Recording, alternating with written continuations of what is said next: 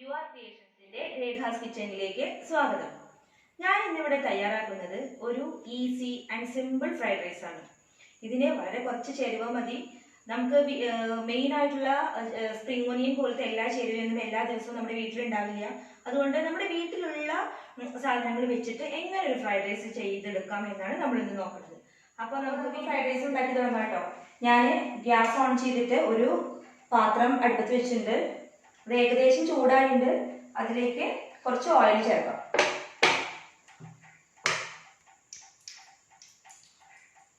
ഒരു 3 spoon oil ചേർത്താൽ മതി കേട്ടോ. അപ്പോൾ നമുക്ക് ഈ ഓയിലിലേക്ക് വെളുത്തുള്ളിയാണ് കേട്ടോ, അത് വെളുത്തുള്ളി ചെറുതായിട്ട് അരിഞ്ഞത് ചേർക്കാം കേട്ടോ.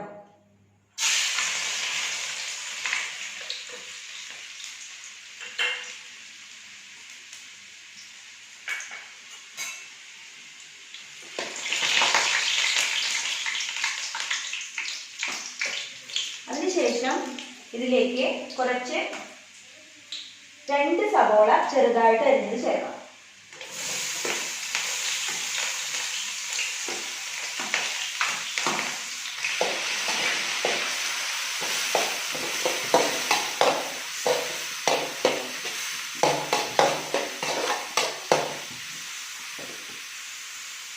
ഇനി ഇതിലേക്ക് ക്യാരറ്റ് അരിഞ്ഞത് ചേർക്കാം.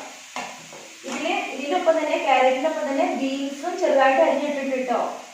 അപ്പൊ ക്യാരറ്റും ബീൻസും കൂടി അരിഞ്ഞ് ചേർക്കാം. ഒരു പച്ചമണം മാറുന്ന വരെ അത് ചെറുതായിട്ട് വഴറ്റിയാൽ മതി കേട്ടോ.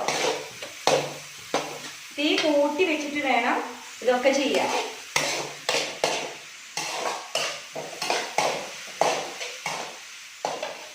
ഇനി ഇതിലേക്ക് കാബേജ് നൈസായിട്ട് അരിഞ്ഞത് ചേർക്കാം കേട്ടോ.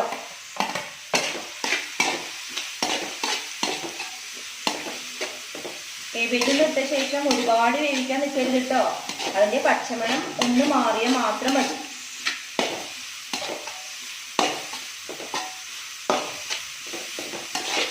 ഇനി ഇതിലേക്ക് ഒരു 1/2 കഷ്ണം ക്യാപ്സിക്കം നോക്കിയതാണ്, അത് ചേർക്കണം.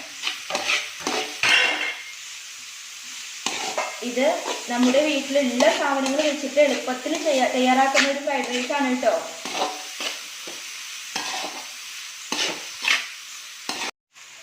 ഇനി ഇതിലേക്ക് 2 ടീസ്പൂൺ സോയാ സോസ് ഒഴിച്ചു കൊടുക്കാം കേട്ടോ. ഇനി ഇതിലേക്ക് ഒരു 2 ടീസ്പൂൺ ഗ്രീൻ ചില്ലി സോസ് ഒഴിച്ചു കൊടുക്കാം.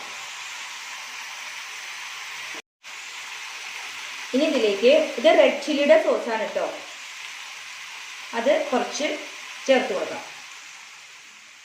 ഇനി ഇതിലേക്ക് 2 ടീസ്പൂൺ ടൊമാറ്റോ സോസ് ചേർക്കാം കേട്ടോ. ഉപ്പ് ചേർക്കാം.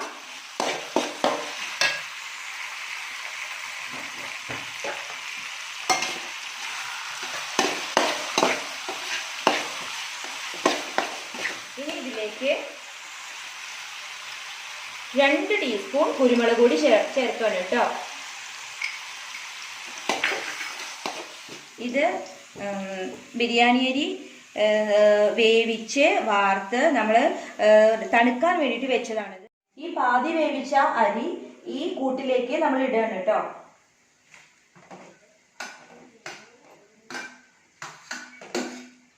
ഇനി നമുക്ക് ഈ റൈസും അതിൻ്റെ മസാലകളൊക്കെ കൂടിയിട്ട് നല്ലവണ്ണം ഇളക്കി കൊടുക്കും. നല്ല ഹൈ ഫ്ലെയിമിൽ വെച്ചിട്ട് വേണം കേട്ടോ അതൊക്കെ ചെയ്യാൻ.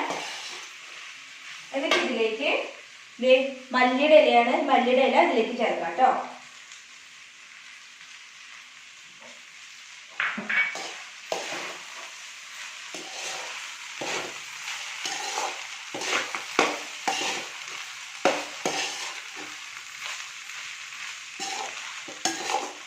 ഫ്രൈഡ് റൈസ് തയ്യാറായി കഴിഞ്ഞു കേട്ടോ. ഇനി ഗ്യാസ് ഓഫ് ചെയ്യാം.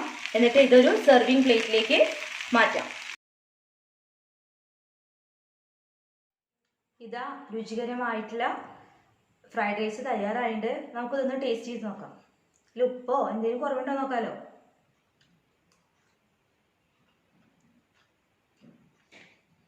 നന്നായിട്ട് കേട്ടോ. അപ്പോൾ നിങ്ങളെല്ലാവരും ഇത് വീട്ടിൽ തയ്യാറാക്കി നോക്കണേ.